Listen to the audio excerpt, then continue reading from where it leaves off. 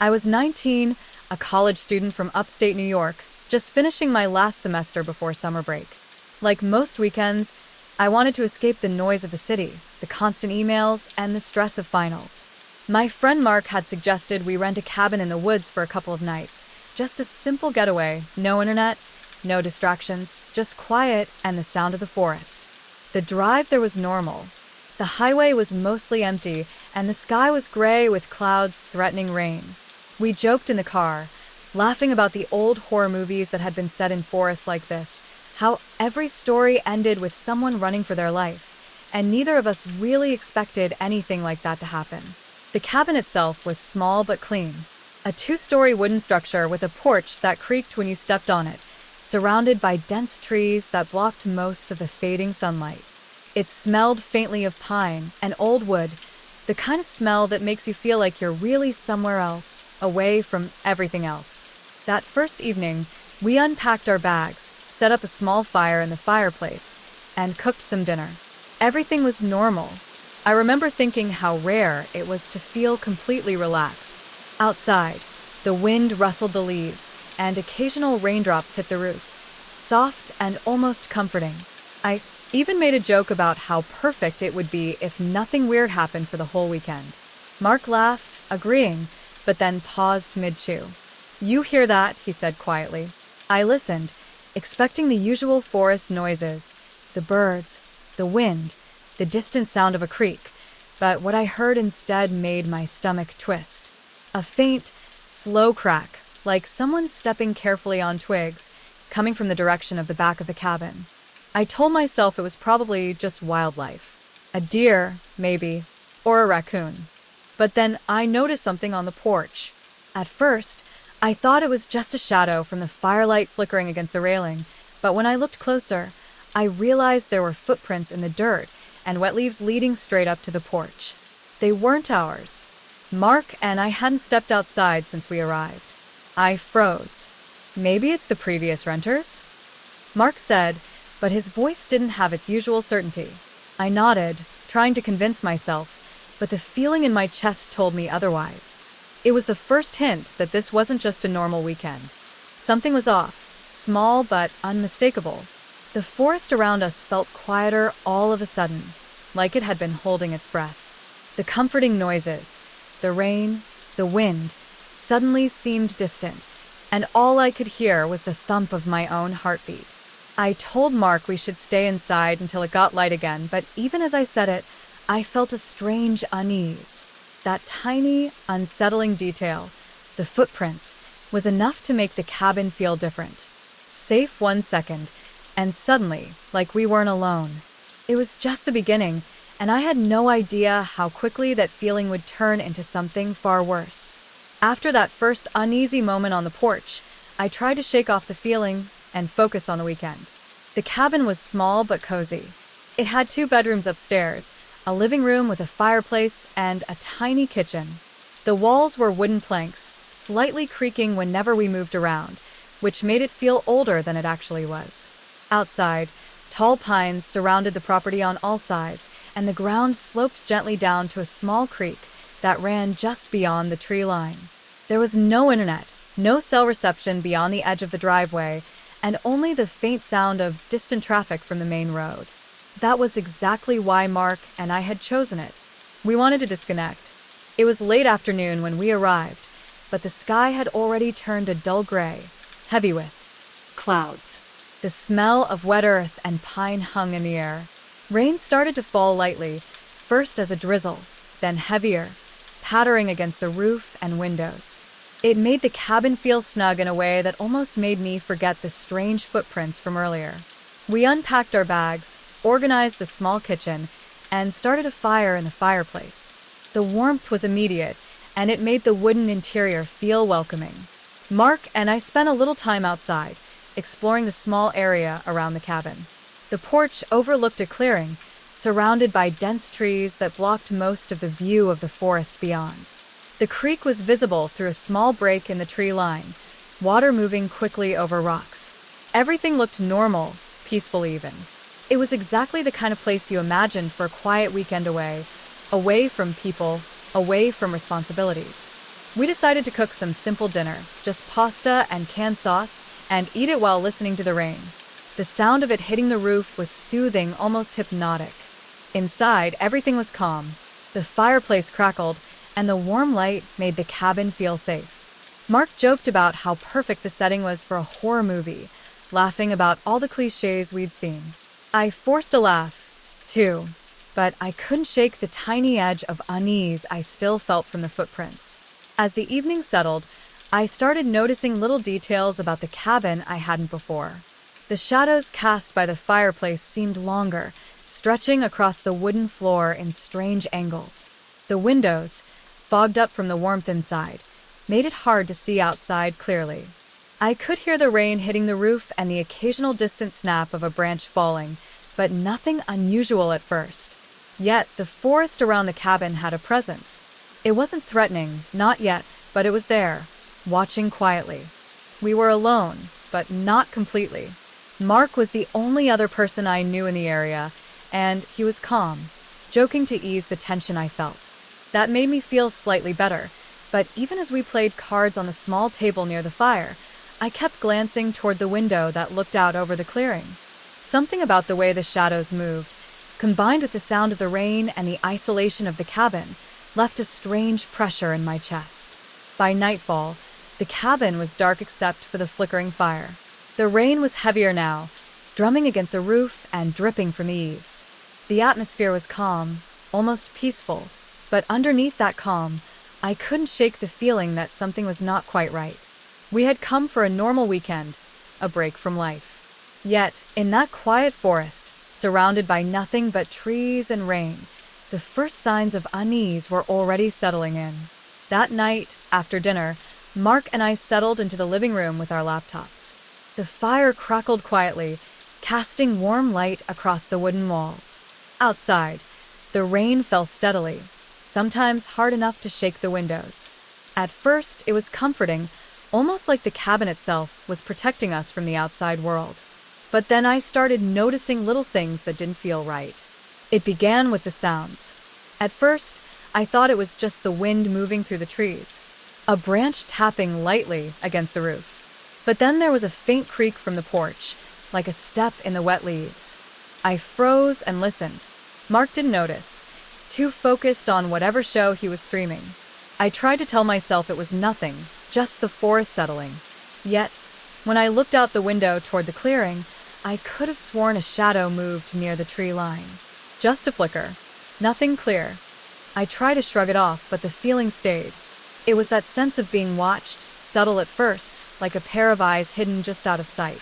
Every time I glanced at the door leading outside, my chest tightened a little.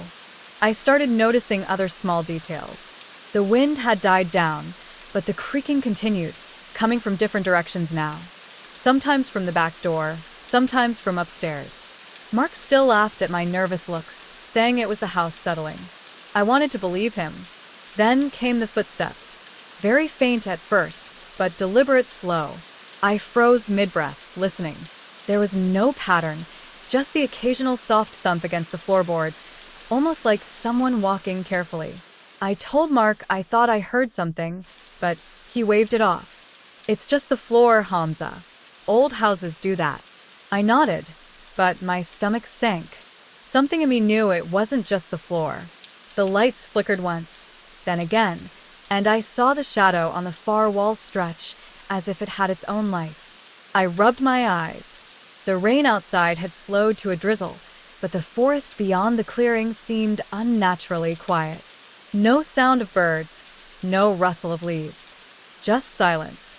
My pulse quickened.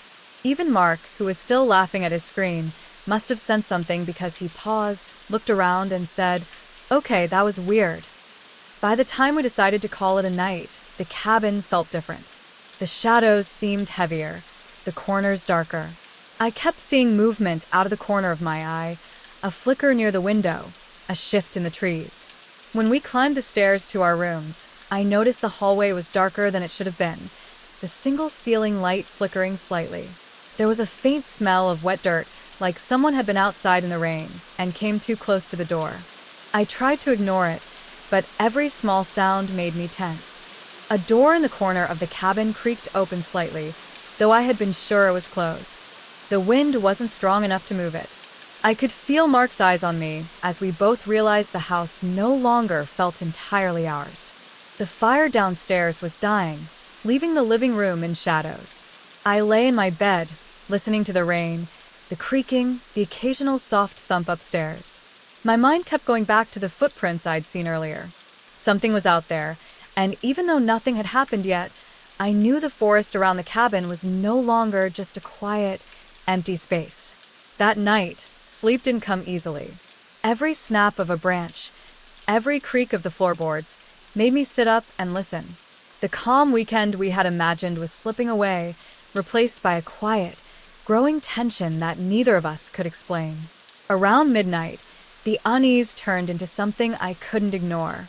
I was lying in my bed, staring at the ceiling, listening to the rain outside, when I heard it again.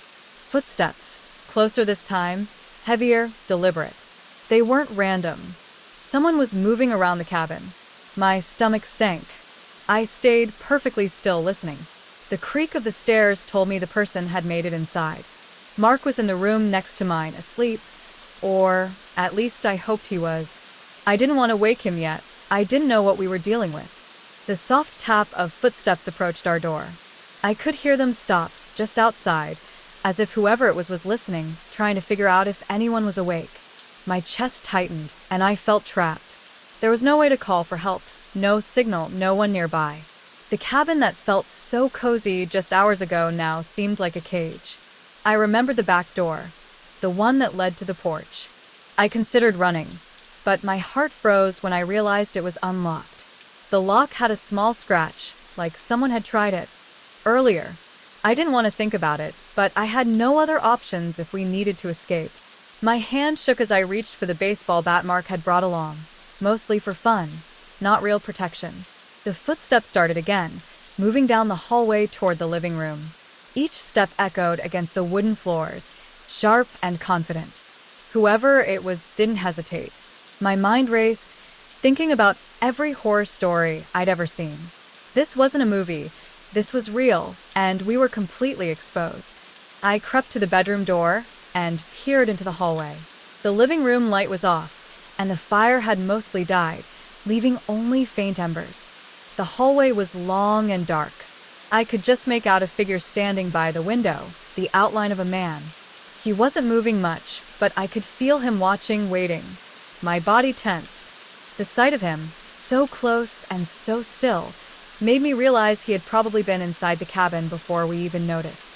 I slowly backed into the corner, trying not to make a sound. Every instinct told me to run, but I couldn't risk being seen. I thought about Mark again. If he woke up, we might have a chance to hide together, but if this man heard us, we were both in serious danger. Then came a soft knock on the door, low and deliberate, followed by a whisper that made my blood run cold. "I know you're there." The voice was calm, almost casual, but it carried a weight that made me realize this wasn't just someone messing around. This was real, and he had been planning this. I backed further into the corner, gripping the bat with both hands. The hallway seemed to stretch endlessly, the shadows twisting with every flicker of the dying firelight. My mind raced, trying to think of an escape, any escape.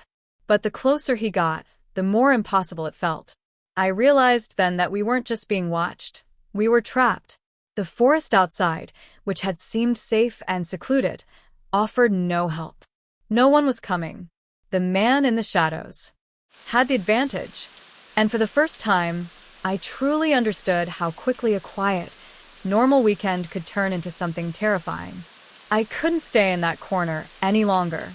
The footsteps were getting closer, each one sharp and deliberate against the wooden floor. My heart was hammering so hard I was sure he could hear it. I knew I had to act before he reached the bedrooms. I gripped the bat tighter and slowly edged toward the back door. My hands were slick with sweat, my palms trembling, but I had no choice.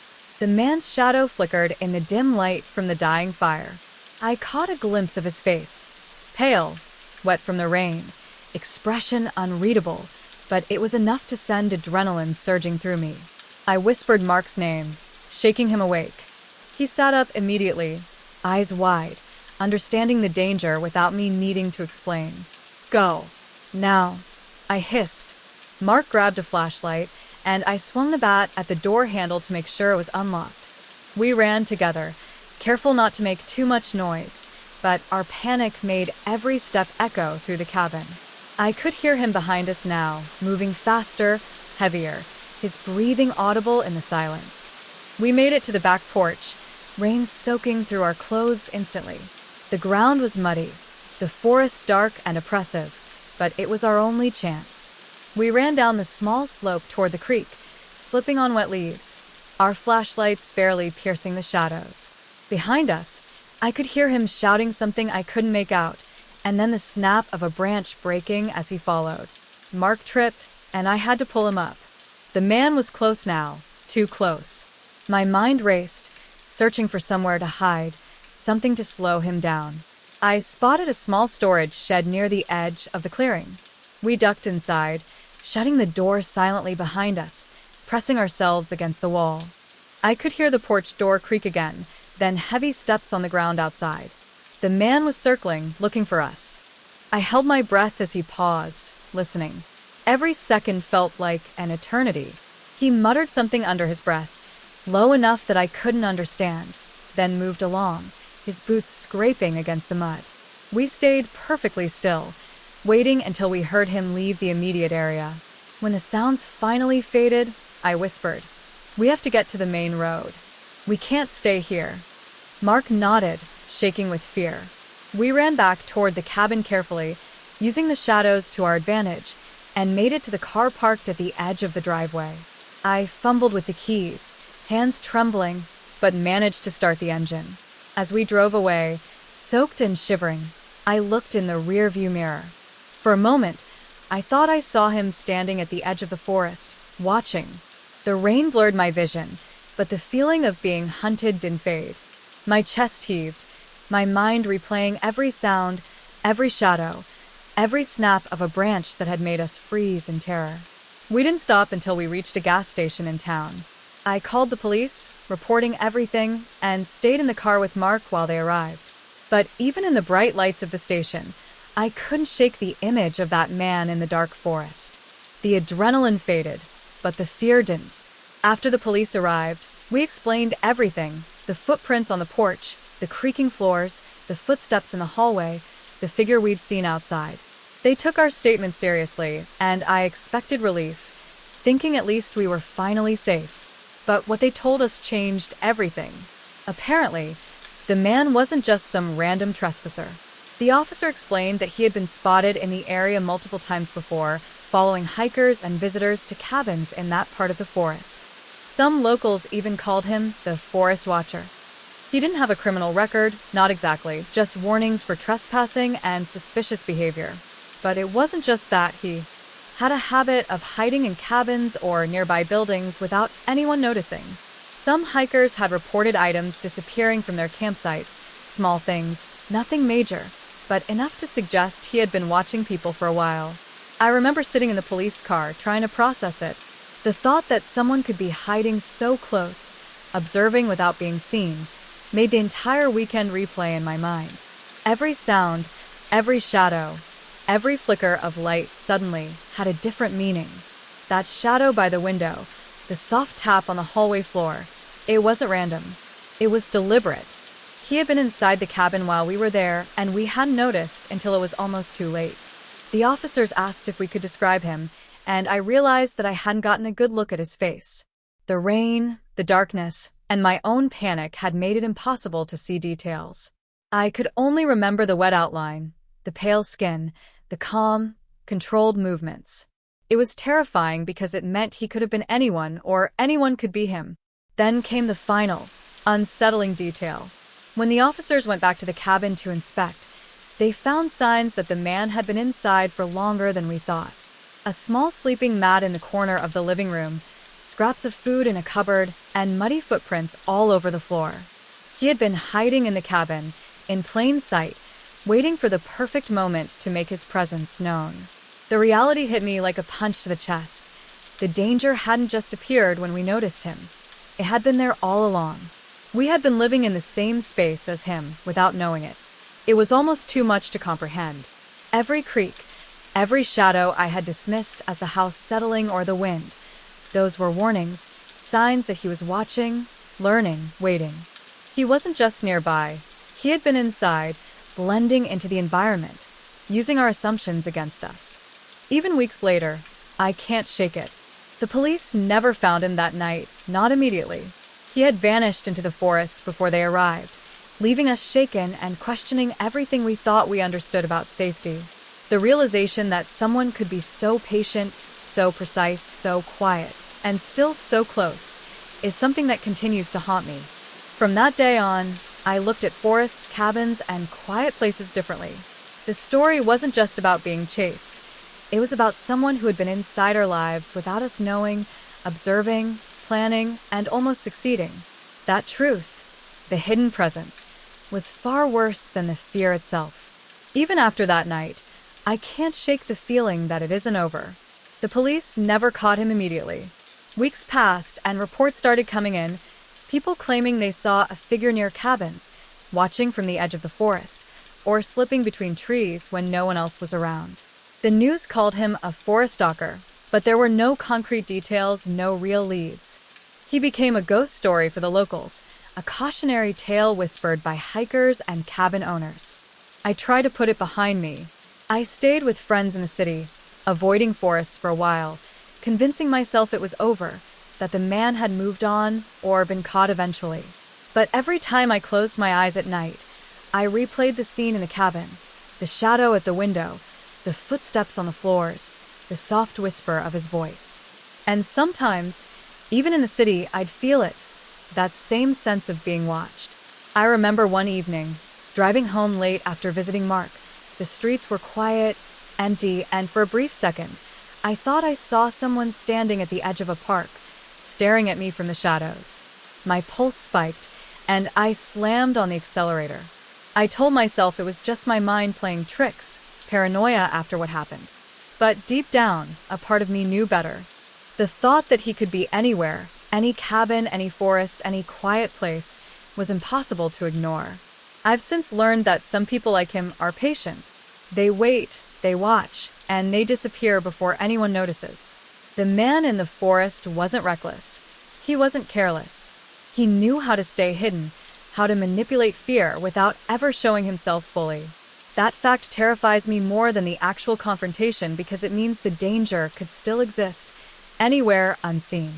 Even now, I check the windows before I go to bed, even in my apartment in the city. Every time I hear a sound outside, a car door closing, a tree branch tapping against the building, I feel the same tense uncertainty I felt in that cabin. And sometimes, when I lie awake at night, I imagine the figure standing just outside my window, watching silently, waiting for the right moment to step closer.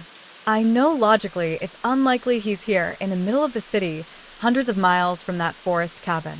But fear isn't always logical. Fear is a memory, a shadow that lingers long after the danger has passed. And the thought that someone like him could still be out there, blending in, watching, waiting, it's impossible to shake. The last time I went back near the forest, I felt the same quiet tension I had that night at the cabin. The creek was still, the trees loomed tall, and the wind carried an almost imperceptible rustle. I didn't see anyone, but I knew someone or something had been there. And I realized, with a sinking feeling, that this story might never truly end. Sometimes I wonder if he's still out there, maybe following the same trails, maybe watching the same cabins I once stayed in. And I can't help but think that if we had stayed 1 minute longer in that cabin, we might not have made it out. I still don't know who he really was, or if I ever will. And sometimes, when the wind shifts just right, I swear I hear footsteps again.